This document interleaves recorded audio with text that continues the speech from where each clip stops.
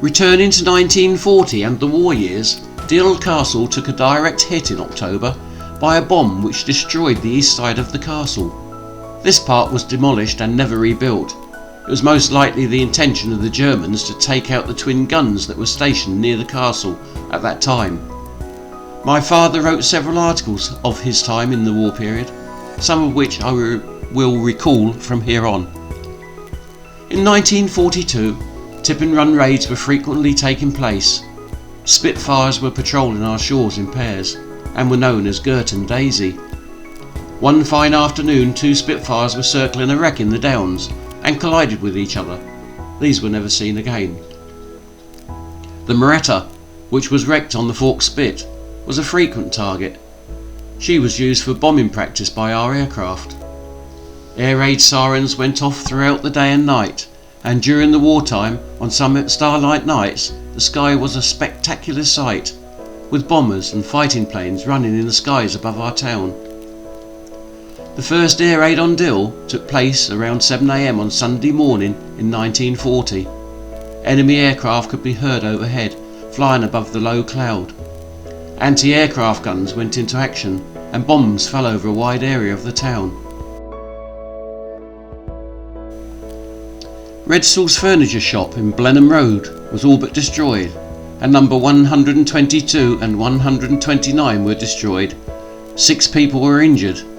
On the last day of the month, Mr. Percy and Mr. Dennis were killed in Mill Road during an air raid. Many of the bombs that were intended to be dropped on Dill fell into the sea, but considerable damage was still done to the town. A day in September 1940 saw a German bomber being engaged by 2 Spitfires over East Street.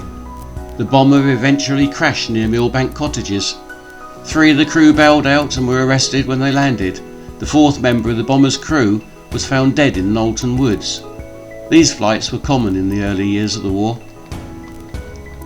Recalling a day called Black Friday by many, which was the 4th of October 1940, around dinner time, many enemy aircraft were heard overhead, and as they passed they left a trail of destruction around the town.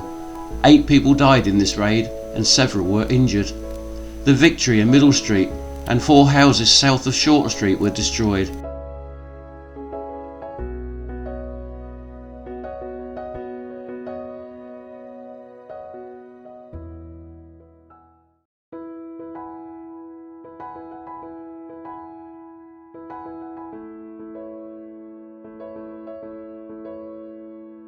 My father helped search for bodies known to be in 36 Middle Street.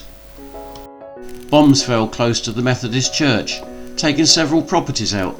Number 19 to 23 Union Road had to be demolished due to bombing damage. I always remember the masses of conkers lining the roads after the bombing.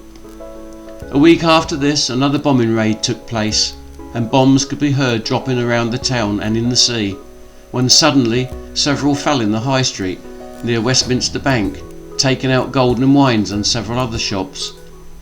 In May, bombs were dropped in and around Alfred Square, killing Mrs. Middleton and her daughter in number 17, and John Finn, who lived next door. Many people were injured.